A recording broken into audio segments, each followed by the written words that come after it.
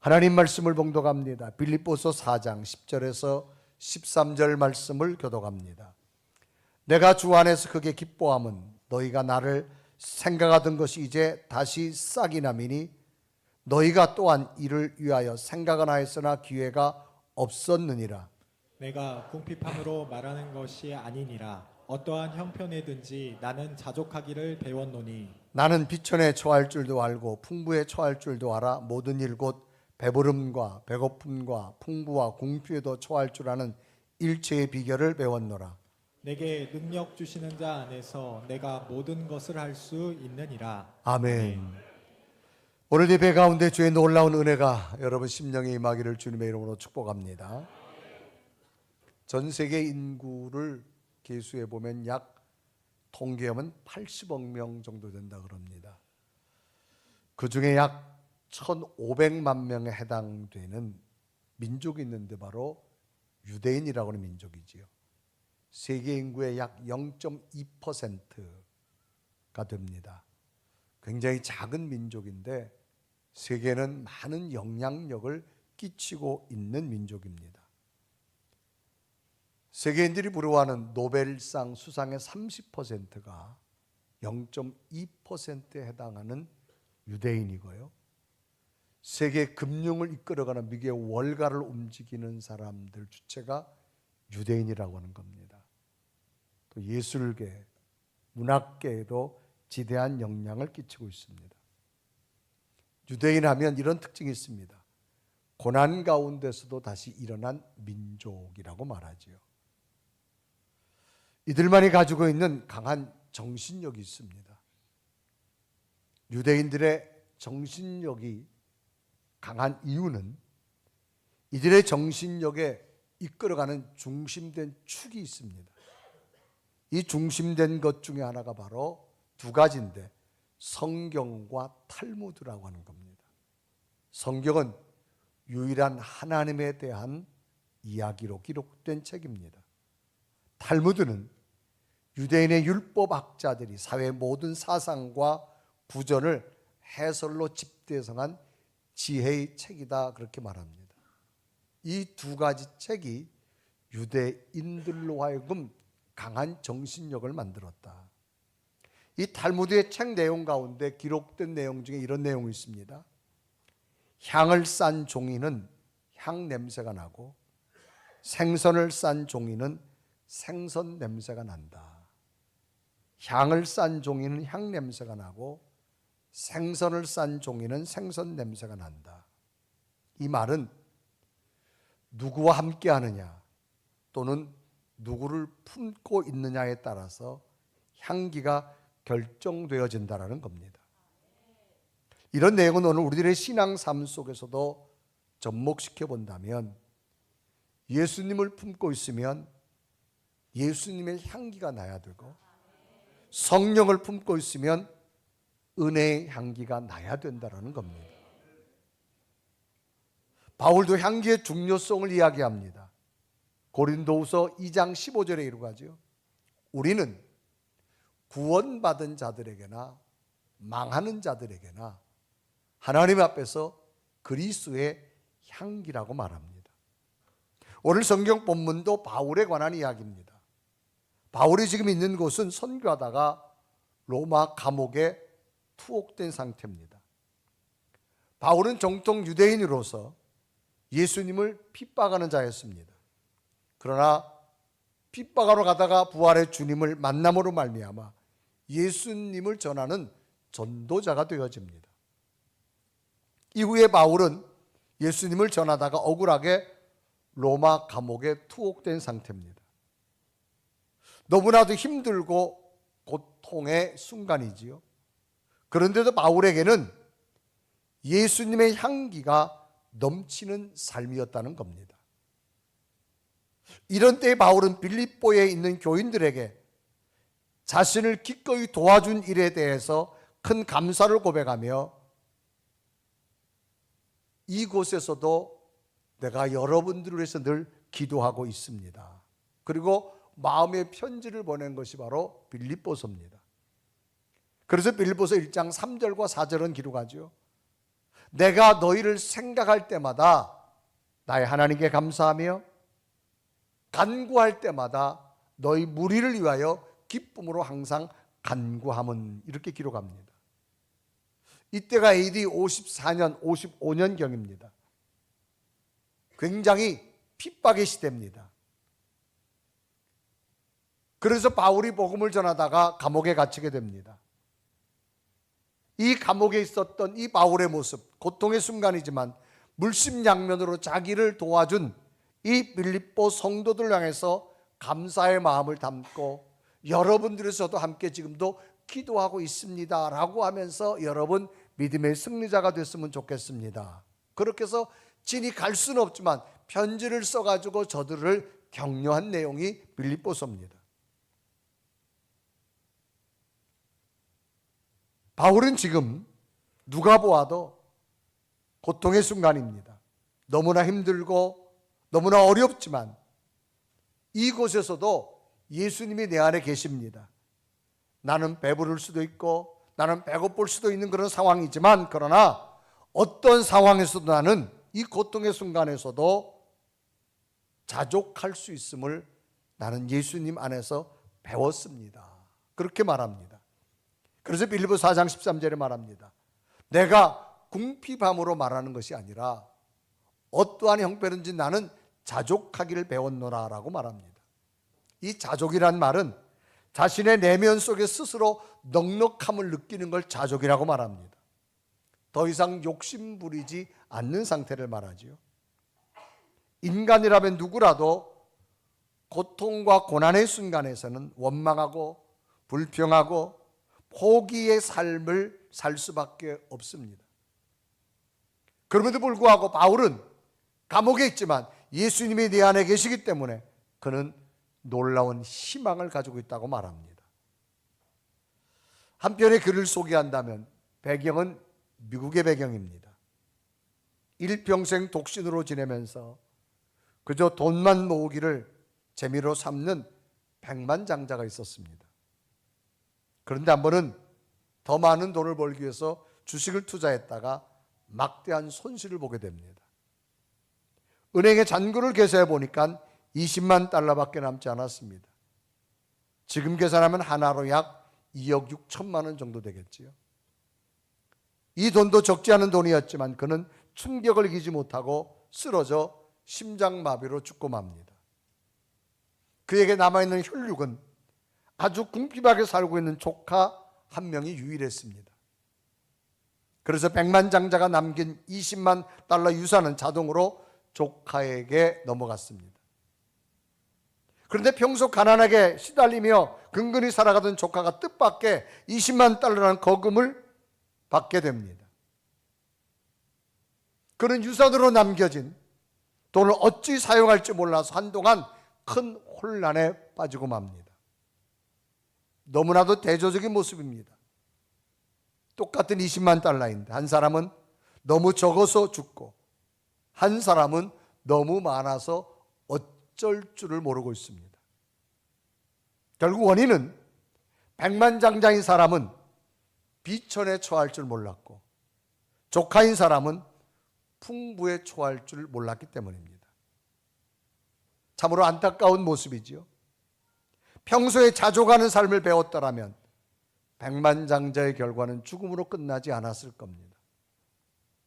이러한 관점에서 생각해 볼 수 있는 것은 인간은 어떻게 하면 자족할 수 있을까라고 하는 겁니다. 어떻게 하면 스스로 족함을 느낄 수 있을까? 여기에 대해서 바울은 분명히 고백합니다. 인간 스스로는 할 수 없다라고 말합니다. 그런데 내 속에 그분이 계시면 가능하다고 말합니다.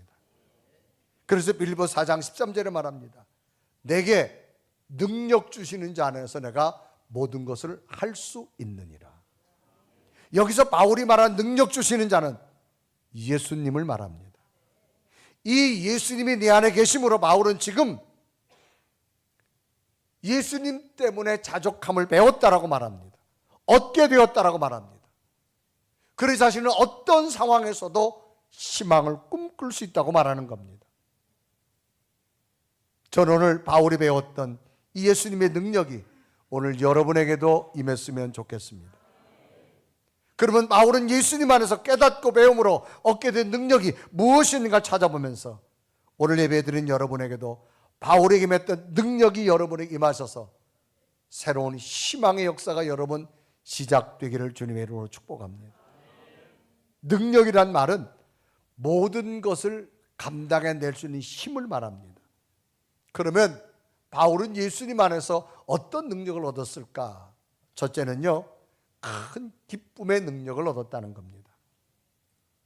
바울은 지금 로마 감옥에서 자신의 상식과 법률적 판단으로는 죄가 없습니다. 무죄입니다. 이 사람은 복음 전한 죄밖에 없습니다. 그런데 혹 정치적으로 로마의 법에 의해서, 유대계 법에 의해서 사형에 내려질 수 있다는 이 불안한 갈림길에서 빌립보 성도들을 향해서 그는 자기의 심정을 이렇게 소개합니다. 여러분, 나는 지금 기쁩니다. 그러므로 여러분도 기뻐하길 바랍니다. 그것도 2번씩이나 명령형으로 말하고 있습니다. 그래서 빌립보 4장 4절에 말합니다. 주 안에서 항상 기뻐하라. 내가 다시 말하노니 기뻐하라 말합니다.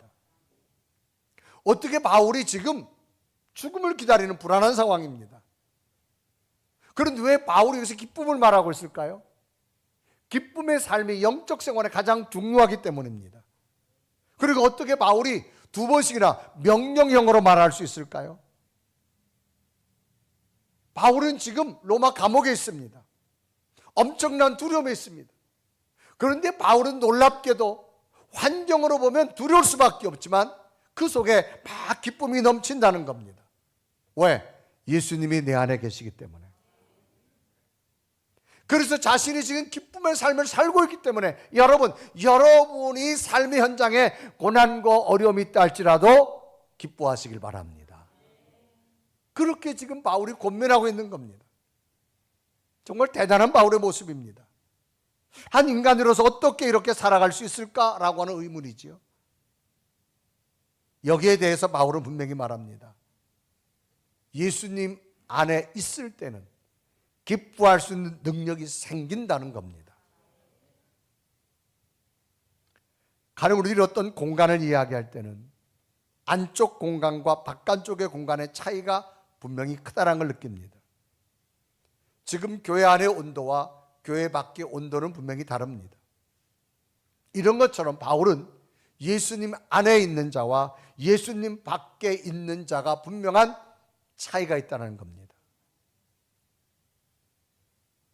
당시 빌립보 교회의 상황을 보면 AD 54년과 55년경인데 첫째는 신앙의 시련이 있었습니다. 이때는 로마가 굉장히 억압과 탄압이 시작됩니다. 그래서 예수님을 십자가에 못 박혀 죽였 이후에 한 20년이 지났습니다. 엄청난 시련의 고난이 시작되던 때입니다. 또 하나는 극심한 가난이 왔습니다. 경제적 문제가 왔습니다. 오늘 성경에 보면 빌립보 교회가 마게도냐 교회를 돕는 일이 고린도서에 나타납니다. 그런데 빌립보 교회를 통해서 바울이 뭐라 말하는 겁니까? 여러분들도 극심한 가난 때에 어떻게 이렇게 마게도냐 교회를 정말로 많은 헌금을 가지고 도와줄 수 있습니까? 라고 말할 정도로 바울이 극심한 가난이라고 평가합니다. 그래서 고린도서 8장 1절에 말합니다. 형제들아, 하나님께서 마게도냐 교회들에게 주신 은혜를 우리가 너희에게 알리노니 2절에 보면 환난의 많은 시련 가운데서 그들의 넘치는 기쁨과 극심한 가난이 그들의 풍성한 연보를 넘치도록 하게 하였느니라. 내가 보기엔 여러분들이 굉장히 극심한 가난인데 어떻게 어려운 교회를 돕기 위해서 이렇게 많은 연보를 드릴 수 있느냐라고 말할 정도입니다. 세 번째는 교회 내부에 갈등이 심했습니다. 예수님 밖에 살던 사람들이 예수님 안에 와서 교회 공동체에 살다 보니까 다 남남이잖아요. 새로운 질서 속에 살다 보니 갈등이 생길 수밖에 없습니다. 아직도 믿음이 온전히 서지도 못하고 질서도 없습니다. 이단이 막 들어와서 교회를 흔들기 시작합니다. 그러다 보니까 교회 내부에 막 성도들 간에 갈등이 심화됐습니다. 이런 상황임에도 불구하고 바울은 이 빌립보 교회 성도들에게 여러분 기뻐하기를 바랍니다. 또 기뻐하기를 바랍니다. 거듭거듭 강조하고 있습니다. 그래 빌립보서 1장 18절에 말합니다. 그러면 무엇이냐? 거칠애로 하나 참으로 하나 무슨 방도로 하든지 전파되는 것은 그리스도이니 이로써 나는 기뻐하고 또한 기뻐하리라. 이유는 자기 속에 예수 그리스도가 계시기 때문에 바울은 기뻐함으로 여러분들도 나보다 더 큰 고난은 아니지 않습니까? 그러므로 여러분 기뻐하시길 바랍니다. 그래서 빌립보서 3장 1절에 말합니다. 끝으로 나 형제들아 주 안에서 기뻐하라. 너에게 같은 말을 쓰는 것이 내게는 수고로움이 없고 너희에게는 안전하니라. 또 빌립보서 4장 10절에 말합니다. 내가 주 안에서 크게 기뻐함은 너희가 나를 생각하던 것이 이제 다시 싹이 남이니 너희가 또한 이를 위해 생각은 하였으나 기회가 없었느니라 말합니다. 바울 자신도 예수님을 몰랐을 때는 이런 기쁨 몰랐습니다. 그런데 부활하신 주를 만나고 예수님이 내 안에 계시고 나니까 얼마나 기쁨이 충만한지, 지금 감옥에 있으면서도 나는 내 안에 예수님이 주신 기쁨이 있다고 말하면 여러분 나도 기쁨으로 여러분도 기뻐하기를 바랍니다. 어떻게 바울이 이렇게 말할 수 있을까요? 바울은 체험을 했기 때문에 가능합니다. 영적 세계는 분명한 체험이 있어야 됩니다. 체험이란 말은 자신이 몸소 겪은 걸 말합니다. 바울도 예수 믿는 자를 핍박할 땐 전혀 몰랐어요. 그런데 놀랍게도 부활의 주님을 만난 다음에 자기 속에 예수님이 거하고 나니까 얼마나 기쁜지 모르는 거예요. 무엇을 얻어서 기쁘고 무엇을 높은 데서 올라가서 기쁜 게 아니에요. 그냥 기쁜 거예요. 그냥 기쁜 거예요. 그래서 빌립보서 4장 4절에 말합니다. 주 안에서 항상 기뻐하라. 내가 다시 말하노니 기뻐하라. 어떻게 바울이 자기가 감옥에 있으면서도 감옥 밖에 있는 성도들에게 기뻐하라 할 수 있을까요? 자기 속에 예수님이 계심으로 기쁨을 체험하니까 여러분들도 예수님이 계시다면 예수님 안에서 기뻐하기를 바랍니다. 와, 이거는 체험한 자만이 알 수 있는 겁니다. 요한 사도도 분명히 다르다고 말합니다. 주님이 주신 평안과 세상이 주는 평안은 분명히 다릅니다. 그래서 요한복음 14장 27절에 이르고 합니다. 평안을 너에게 끼치노니 곧 나의 평안을 너희에게 주노라. 내가 너에게 주는 것은 세상에 주는 것과 같지 아니하니라. 너희는 마음에 근심하지도 말고 두려워하지도 말라. 이런 의미에서 오늘 우리 속에도 예수님이 계시다면 예수님 때문에 누리는 기쁨을 만드시길 바랍니다. 이것은 체험한 자만이 느낄 수 있는 기쁨이라는 거죠. 우리들이 늘 체험하고 살아가잖아요. 어제도 토요일 날 성도들이 교회 와서 청소했습니다. 주일 예배 준비를 위해서. 여러분 걸레질을 하면서 청소를 하면서 주일 준비를 하면서도 제가 본 모습은 모두가 얼굴이 기뻤어요. 내가 시간을 내서 땀을 흘리면서 하면서도 왜 기쁠까요? 예수님이 내 안에 계시기 때문에. 한 주간도 여러분 성전에 다양한 모습으로 다 봉사하시잖아요. 오늘 여러분 참나는 성전에 와가지고 각양각색 부서에서 봉사합니다. 헌신합니다. 그런데 우리가 하는 이유는 뭐예요? 기쁘기 때문에. 그 기쁨이 뭐예요? 예수님이 주시는 기쁨입니다. 예수님이 내 안에 계시기 때문에 그분이 주시는 기쁨이 있기 때문에 날마다 우리는 하나님의 은혜로 살아가게 될 줄로 믿습니다. 사람은 기쁘면요 새로운 에너지가 생겨요. 남들이 보면 왜 저렇게 봉사하고 헌신하지? 이해가 안 돼요. 그러나 예수님 안에서 봉사하고 헌신할 때 하늘의 기쁨을 맛보았기 때문에 또 봉사할 수 있고 헌신할 수 있게 되는 줄로 믿습니다. 여러분 한 주간 우리들이 사이클 한번 가만히 보세요. 달력을 보면요 한 주간이 있어요. 제일 앞에 여러분이 말하는 빨간 글씨 일요일이 있어요. 그리고 월, 화, 수, 목, 금, 토가 있습니다. 그러면 이 한 주간을 살아가는 사이클의 관념을 한번 본다면 일반 사람들은 이제 내일부터 살아요. 월, 화, 수, 목, 금, 토 힘들게 살지요. 오늘은 뭐 하는 날이냐? 쉬는 날이에요. 그런데 여러분 달력을 가만히 보세요. 빨간 글씨가 앞에 있어요. 똑같은 한 주간을 살지만 우리는 사이클이 달라요. 오늘은 거룩한 주일날 하나님이 성전에서 예배하고 주를 위해 살면 놀라운 기쁨이 생깁니다. 막 새로운 에너지가 막 생겨요. 그 힘 가지고 내일부터 살아가는 거예요.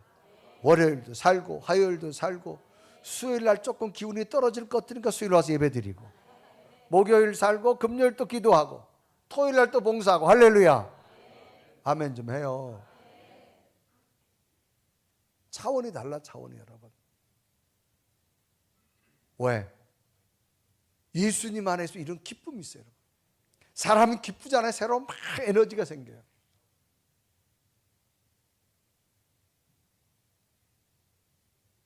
우리 아내들 한번 잘 경험해 보세요.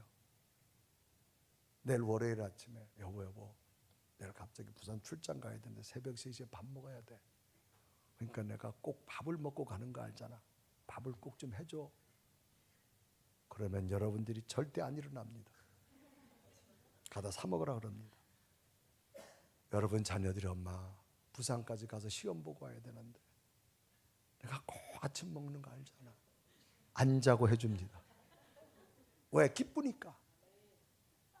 이게 차원이 달라요. 차원이. 기쁘면 여러분 에너지가 막 생기네. 에너지. 예수님 안에서 기뻐하시길 바랍니다. 두 번째로 바울은요 예수님 안에서 회복의 능력을 얻었다고 말합니다. 이 빌립보 교회는 바울이 1차 전도여행을 마치고 2차 전도여행을 가서 세워진 교회입니다. 처음으로 유럽의 관문인 마게도냐 땅으로 들어가서 루디아 여인의 가정에서부터 시작된 교회입니다. 정말로 막 은혜가 넘쳤어요. 그러다가 바울이 이제 그 교회를 떠났습니다. 그리고 지금 바울이 로마 감옥에 투옥된 상태입니다. 그러니까 빌립보 성도들이 이 바울과 헤어진 지가 꽤 오래됐어요. 그런데도 이 빌립보 교회가 이 바울을 잊지 못하고 바울이 로마의 감옥에 투옥된 소리를 듣고 에바브로디라는 사람을 통해서 자기들이 돈을 모아가지고 오늘날 말하면 옥바라지를 하러 가는 거예요. 사람을 보내가지고 바울이 빌립보 성도들의 이 정성스러운 사랑을 보는 순간 눈물이 쏟아지면서 막 감동이 넘쳐나는 거예요. 그러므로 내가 이 안에서 여러분들을 위해서 기도하고 있는데 여러분들의 이 사랑을 보고 나니까 오히려 내 속에 막 그리스도의 은혜가 막 싹이 난다. 그렇게 성경은 표현합니다. 그래서 빌립보서 4장 10절에 말합니다. 내가 주 안에서 크게 기뻐하면 너희가 나를 생각하던 것이 이제 다시 싹이 남이니 너희가 또한 이를 위하여 생각은 하였으나 기회가 없었느니라. 자기도 지금 예수님 안에 있어서 막 기쁜데 또 빌립보 성도 예수님 안에 있다가 그 은혜를 잊지 못하고 바울에게 보내준 그 에바브로를 통해서 그 뜨거운 성도들의 사랑을 받는 순간 바울이 막 싹이 난다고 말합니다. 여기 싹이 난다는 말 헬라어에 아네랄테네란 말인데 회복하다 그런 말입니다. 활기를 되찾다 그 말입니다. 다시 활기를 되찾고 다시 회복되어지는 것을 말합니다. 회복이라는 말은 원래의 상태로 돌이키거나 원래의 상태로 되찾는 것을 회복하다 말합니다. 예수님 안에 있었던 바울도 회복되어졌고 바울과 멀리 떨어진 빌립보 교회 성도들도 예수님 안에 있었기에 다시 그들도 바울에게 사랑을 보내므로 회복하는 역사가 일어나게 되어짐을 봅니다. 예수님의 능력은 뭐냐? 예수님 안에 있으면 회복하는 역사가 임하게 될 줄로 믿습니다. 오늘 혹시 우리 삶 속에 지치고 힘들고 어찌 이런 삶이 내게 왔을까 의문의 삶이 되어진다 할지라도 염려하지 마십시오. 오늘도 예수님 안에서 회복되기를 바랍니다. 하나님은 보이지 않습니다. 하나님의 성경 말씀이 기록됐습니다. 그 말씀이 오늘 내가 듣다가 회복되어지고 그 말씀이 내게 임함으로 회복되어지고 다시 살아난 역사가 임할 줄 믿습니다. 그래서 말씀을 듣다가 맞아, 다시 일어나야지. 그래, 다시 기도해야지. 하나님 감사합니다. 이런 고백이 넘쳐날 줄 믿습니다. 지난주에는 우리가 단기 선교를 다녀왔던 저희 교회가 세운 시니어 하이스쿨을 제가 다녀왔습니다. 5월에 학생들이 이제 12학년 졸업생들이 이제 배출됩니다. 그래서 졸업 준비를 위해서 앨범 사진을 찍었습니다. 그래서 반별로 사진을 쫙 찍었어요. 그래서 최윤 선교사님하고 저하고 이제 반별로 사진을 쭉 찍었는데, 여러분 옛날 생각나잖아요. 앨범 사진. 그 찍는 거예요 지금 학생들이 이제 졸업하면. 거기는 5월에 졸업이니까 한 200여 명 학생들을 쫙 찍었어요. 그걸 찍으면서 제가 뭘 느꼈는가 하면 이게 선교의 보람이구나. 여러분 선교하다 보면요, 예산도 많이 투자되고 우리 시간도 들어가야 돼요. 이런 열매를 보면서 다시 정말로 우리가 이 땅에, 저 미국에 있는 캐나다, 호주 있는 선교사들이 뿌려졌던 것 우리가 또 해야 되는구나. 선교의 회복이 나타나는 거예요. 그럴 때 이번 주간에는 거기가 이제 신학교가 있습니다. 한 40여 명의 신학생들이 있는데 이분들이 일주일 동안 모여서 집중훈련을 받아요. 집중훈련. 다 먼 곳에 가 있다가 이제 다 모여가지고 2주간의 집중훈련을 받습니다. 제가 이제 가서 설교에 대해서 제가 이제 강연을 합니다. 그들에게 가르치다가 설교 대회 프로그램을 해요. 설교 대회. 그래서 이제 한 20여 명들이 지원을 해가지고 설교 대회 하는 거예요. 그래서 저하고 이제 그 시니어 하이스쿨 교사들하고 이제 평가를 하는 겁니다. 그래서 한 분, 두 분 쭉 이제 설교를 듣다가, 아직까지 뭐 신학생들이니까 설교에 대한 그런 여러 가지 테크닉도 부족하잖아요. 그런데 제 마음 설교를 쭉 듣다가 한 분이 제게 딱 기억이 남는데, 이분은 좀 멀리 떨어진 곳이에요. 멀리 떨어졌는데 이분이 농사 짓는 분이에요. 그러다가 예수님을 만난 거예요. 그래서 신학교라 지금 공부를 하고 있는 건데, 이분의 설교가 제가 굉장히 꼽혔어요. 그래서 저는 이분에게 가장 점수를 많이 줬습니다. 이분 내용이 뭐냐? 여러분, 죽고 자면 삽니다. 믿습니까? 그렇게 말하는 거예요. 근데 이 말이 뭐 하여간 그 따갈로 그 토속적인 말이죠. 근데 굉장히 아주 나이가 있는데도 어필이, 그 활기찬 모습이요. 이때 설교 주제가 사순절이에요. 사순절. 여기에 맞는 설교 주제를 가지고 하는 겁니다. 그리고 여러분 두 번째로 또 겸손해야 됩니다. 그렇게 말하는 거예요. 그래서 너무나 인상적이어서 제가 이분의 설교를 잠깐 땄어요. 한번 보실까요, 여러분? Nabuhay ang mga patay. Opo? Amen po ba? Amen. Pangalawa, ay ang katangian niya tungkol sa kababaan ng loob. 이분이에요, 이분. 아주 굉장히 자신 있게 설교하는 거예요. 그 속에 막 예수 그리스도가 막 넘치는 거예요. 제가 이분을 보면서요, 제가 설교 가르치는 거 평가하는 자가 아니라 오히려 도전이 되는 거예요. 제가 은혜가 되어지고요. 야, 나도 정말 저런 열정을 다시 한번 회복해야 되겠다. 오히려 제게는 가르치는 자가 아니라 오히려 저들을 통해서 회복하는 그런 기회가 된 것 같아요. 여러분, 하나님의 역사는 예수님 안에 있으면 여러분 회복시켜 줍니다. 어떤 절망과 좌절에서도 일어서시길 바랍니다. 바울은 세 번째 예수님 안에서 자족의 능력을 얻었다고 말합니다. 여러분, 자족이란 말은 헬라어 아우타르케스란 말인데 만족스럽다, 충분하다 그런 얘기예요. 우리 국어사전은 스스로 넉넉함을 느끼다라고 하는 겁니다. 인간의 마음은 끝없는 욕심으로 가득 차 있습니다. 그래서 인간의 욕심된 마음을 풍자적으로 그렇게 표현하잖아요. 인간의 마음을 어떻게 표현하느냐, 항아리가 있는데 항아리가 밑에 구멍이 났어요. 인간은 계속 물을 채우려고 그래요. 그러나 채워지지 않습니다. 채워도 끝없는 밑에 구멍난 항아리의 모습이 인간의 마음이다. 그런데 오늘 성경은 바울은 뭐랍니까? 자족하기를 배웠다. 누구 안에서? 예수님 안에서. 그래 빌로 4장 11절 말합니다.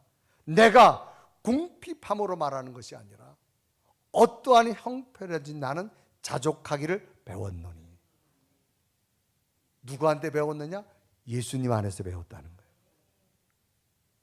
그래서 바울은 말합니다. 나는 풍부에도 처해봤고 가난에 비천한 곳에 처해봤다.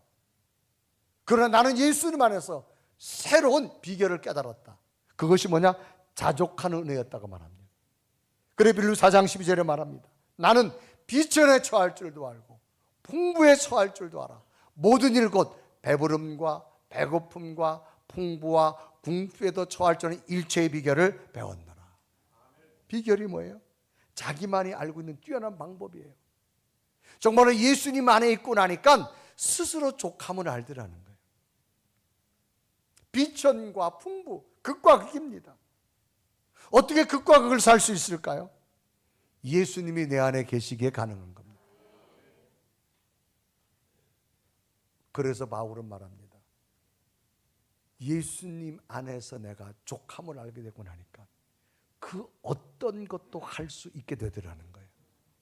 그래 빌보 4장 12절과 13절 다 같이 읽어봅니다. 시작. 나는 비천에 처할 줄도 알고 풍부에 처할 줄도 알아. 모든 일 곧 배부름과 배고픔과 풍부와 궁핍에도 처할 줄 아는 일체의 비결을 배웠느라. 내게 능력 주시는 자 안에서 내가 모든 걸 할 수 있느니라. 여러분, 오늘을 자족할 수 있으면요 내일을 도전할 수 있습니다. 그런데 오늘 자족을 못하면 내일을 포기해버리고 맙니다. 사람이 자족하는 마음이 생기면 뭐가 생기느냐? 감사하는 마음이 생겨요. 여러분, 사람이 감사하는 마음이 생기죠? 내일을 뛸 수 있는 능력이 생겨요. 오늘을 불평과 원망으로 채워나잖아요. 내일 포기하는 삶을 살 수밖에 없습니다. 그렇기 때문에 여러분, 감사는 아무나 하는 게 아니에요. 자족할 수 있는 자. 인간은 자족을 못해요. 그러나 예수님이 내 안에 계심으로 나는 스스로 족함을 느끼게 되어지고 감사를 느끼게 되어져. 그러므로 내게 능력 주시는 자 안에서 모든 걸 할 수 있다고 고백한 바울의 고백. 이 고백이 우리에게도 있어야 될 줄로 믿습니다. 오늘 우리에게 무엇이 필요할까요? 예수님이 내 안에 계시다면 그분으로 말미암아 큰 기쁨의 능력을 얻으십시오. 예수님으로 회복하십시오. 예수님께 자족하는 능력을 가지고 내일을 꿈꾸는 삶이 되시길 바랍니다. 그러면 하나님 반드시 여러분에게 새로운 능력을 주실 줄로 믿습니다. 이런 바울의 놀라운 고백이 여러분 고백되기를 주님의 이름으로 축복합니다. 우리 한번 찬양할 텐데요. 나는 기쁜 슬픔 가운데서도 방황할 때도 내가 믿는 것은 뭐예요? 하나님이 나와 함께 계심을 나는 믿습니다. 나는 분명히 하나님의 살아계심 믿습니다. 우리 고백하면서 찬양합니다. 기쁜 슬픔 가운데 홀로 방황할 때에 깊은 슬픔 가운데 홀로 방황할 때에 주님은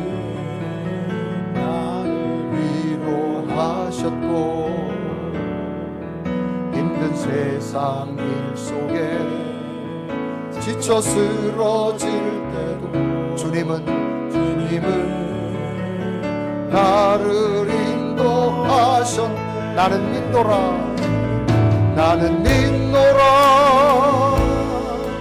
하나님이 함께 하심을. 나는 믿노라 하나님이 함께 하심을. 나는 믿노라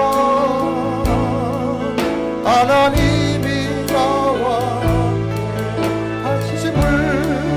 나는 기쁜 수렁 속에서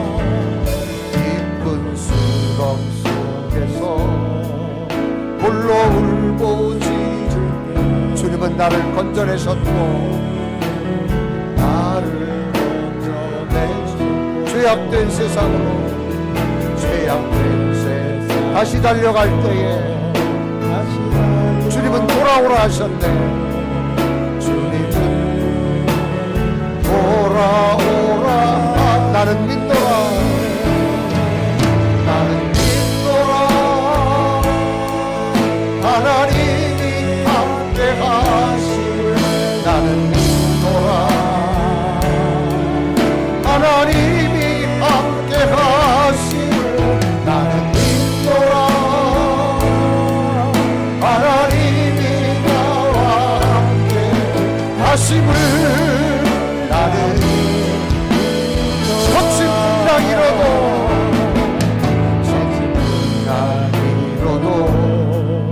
잔잔하게 하시는 주님은 나의 피난처시요 푸른 주작물가로 항상 인도하시고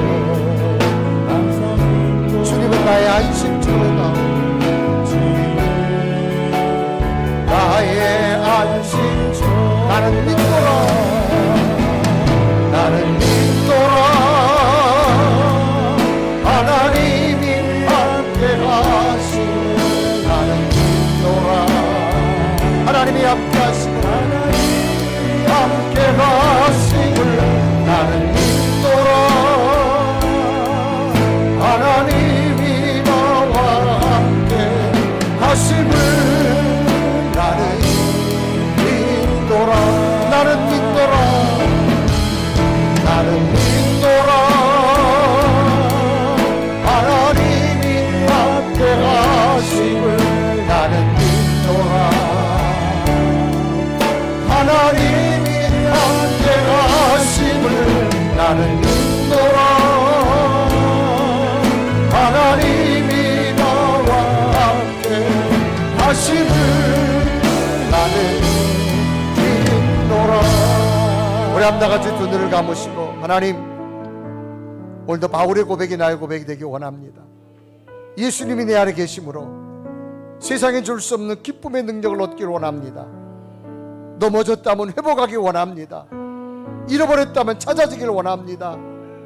하나님, 주님이 함께함으로 오늘 내가 족함을 깨닫기를 원합니다. 감사를 발견하기 원합니다. 내게 능력 주시는 날부터 할 수 있는 미래를 꿈꿀 수 있는 믿음이 나로부터 시작되게 하여 주옵소서. 예수님 안에서 하늘의 기쁨을 주시고 회복의 능력을 주시고 자족의 능력을 주셔서 나는 믿습니다. 하나님이 함께 하심을 믿습니다. 나는 믿습니다. 하나님의 살아계심을 믿습니다. 예수 안에서 이런 능력이 내게도 있게 하여 주옵소서. 이런 믿음을 주옵소서. 간절히 고백하며 기도합니다. 살아계신 하나님, 오늘도 바울의 고백이 나의 고백이 되기 원합니다. 예수님이 내 안에 계시니 예수님 때문에 기뻐하기 원합니다. 예수님 때문에 회복되기 원합니다. 예수님 때문에 자족하기 원합니다. 오 살아계신 하나님, 오 손님 하나님, 주여 주님의 살아계신 예수, 주님의 능력을 믿습니다. 주님의 은혜를 믿사옵니다. 오 살아계신 하나님, 살아계신 하나님, 예수님 안에서 바울이 누렸던 능력 우리에게도 주옵소서.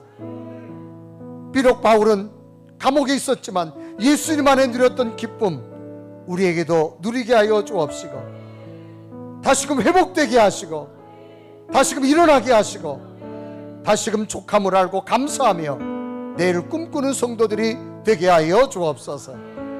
예수 그리스도의 이름으로 간절히 기도드리옵나이다. 아멘.